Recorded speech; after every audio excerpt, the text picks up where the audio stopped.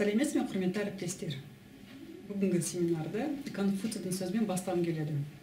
Ескіден қол үзіп, жаңаға қол жеткізгендер ғана мұғалім бола алады.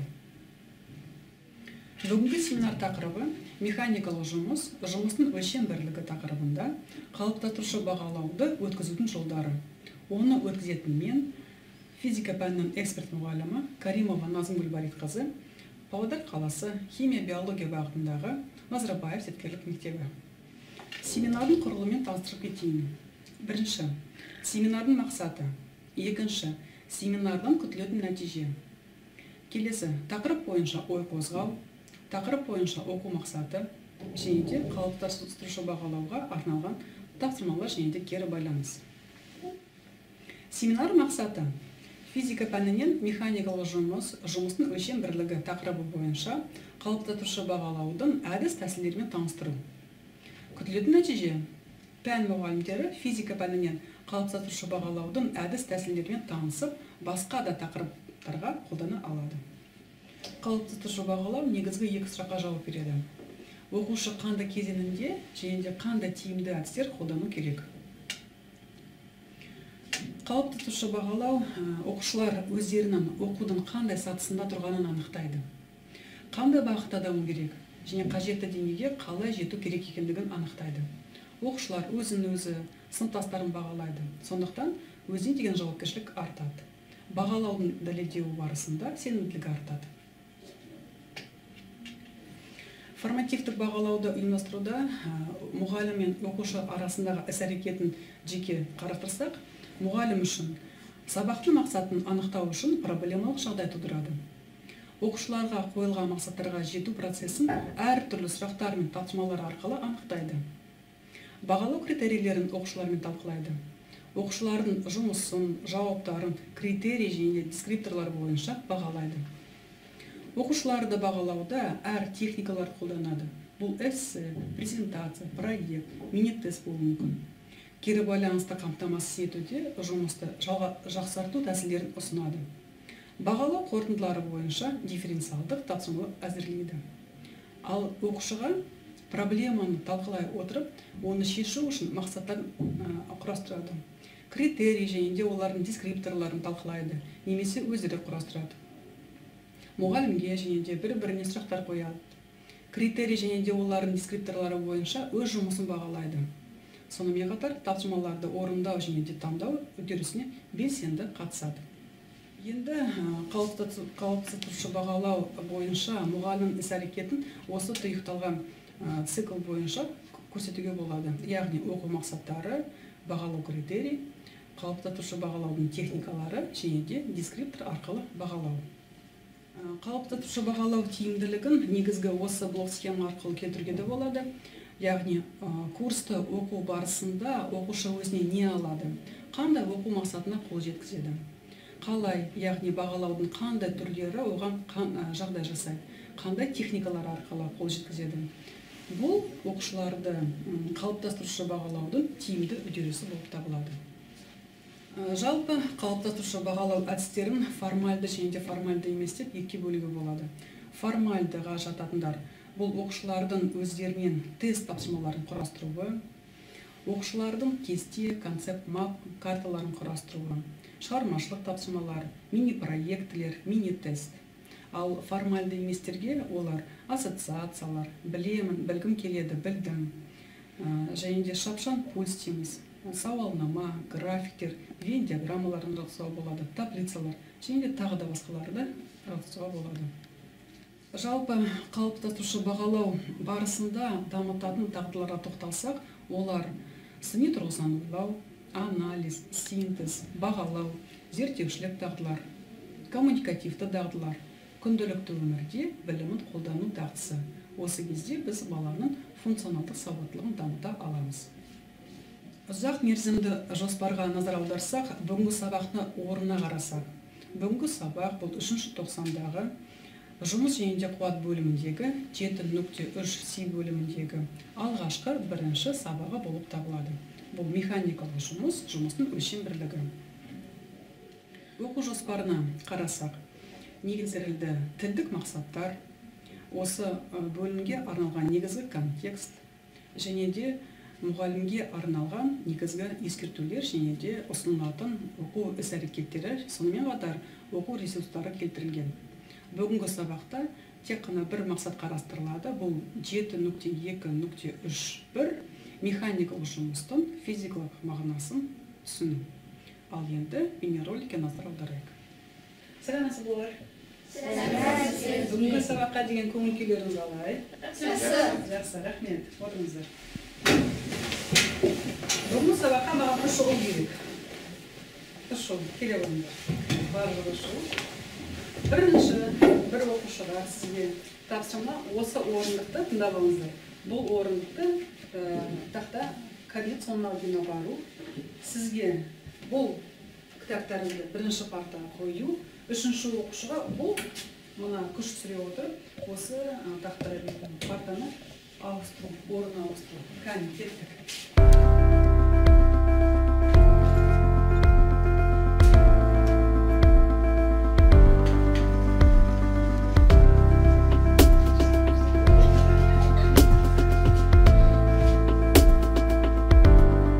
Рахмет, балалар. Сонымен бұл көрініс не байқадың?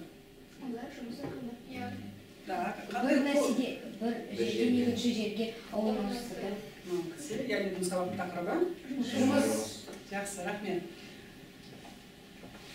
Бүгін сабақта жазып қойды.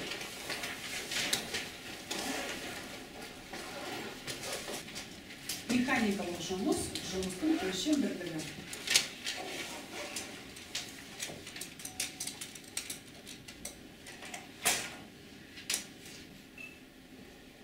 Балалар, бүгінгі сабақта қандай оқу мақсаты болуы мүмкін? Қалай деп ойлайсыздар? Жұмыстың өлшем бірлігін түсіну. Ары қарай? Механикалық жұмыс деген ұғымның Жақсы. Оларды ажырату, бір-бірімен салыстыру. олардың түрлерін. Жақсы. Дұрыс айтады. Бүгінгі оқу мақсаты механикалық жұмыстың физикалық мағынасын түсіну, яғни айтып кетті, анықтамасын білу, түсіну. Жақсы. Бүгін сабақта қандай критерий болуы мүмкін? Сабақ критерий. Жұмысқа байланысты есептерді шығара білу. Оларды түсіну. Қолдану, түсіну, қолдану. Жақсы. Жазып кетейік. Бүгінгі сабақта пайдаланатын негізгі лексикалық терминология осы сөздіктерді назар аударамыз.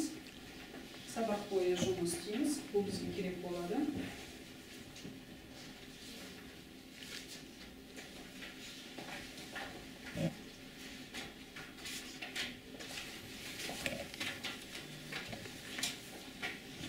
Келесі.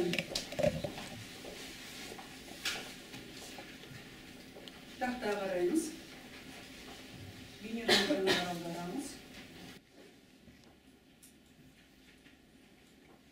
Кітапты орнынан жылжыту үшін сырғанау үйкелісінен кем емес күш қажет. Денені баяу қозғалтуға кететін жұмыс дененің орын ауыстыруы мен оған әсер ететін үйкеліс күшіне тәуелді.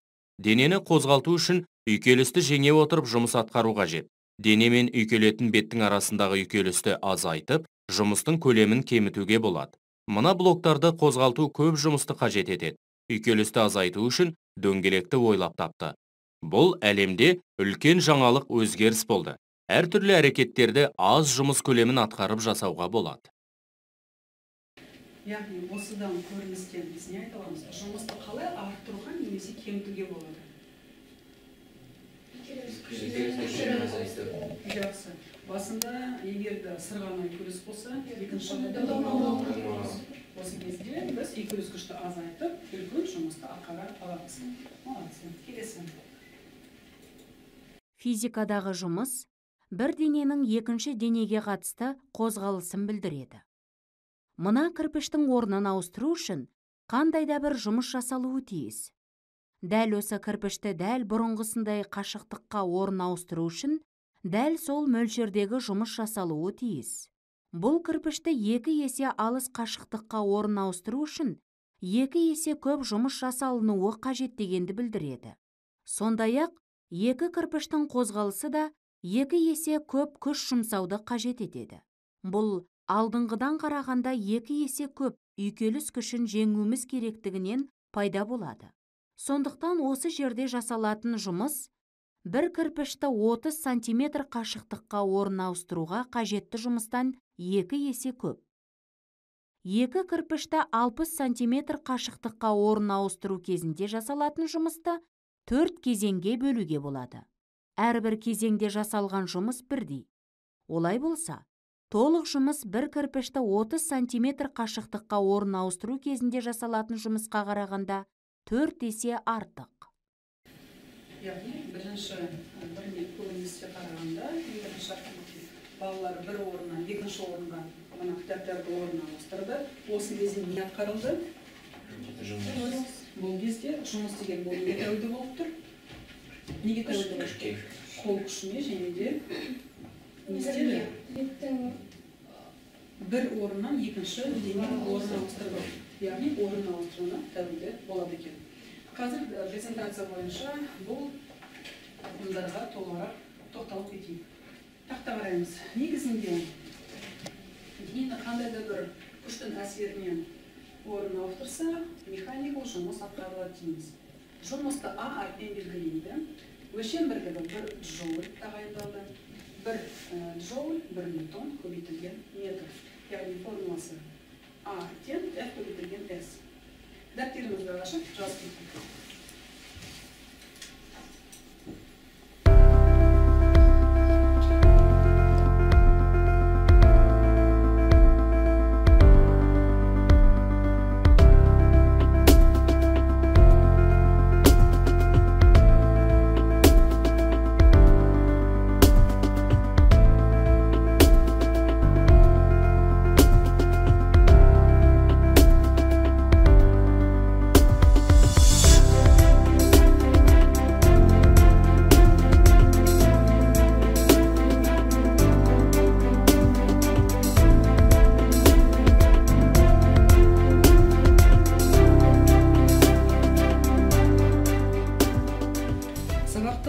Қызығушылықты ояту кезеңіне назар аударсақ, сабақ активитимен басталды. Яғни оқушылар әртүрлі әрекеттерді орындады.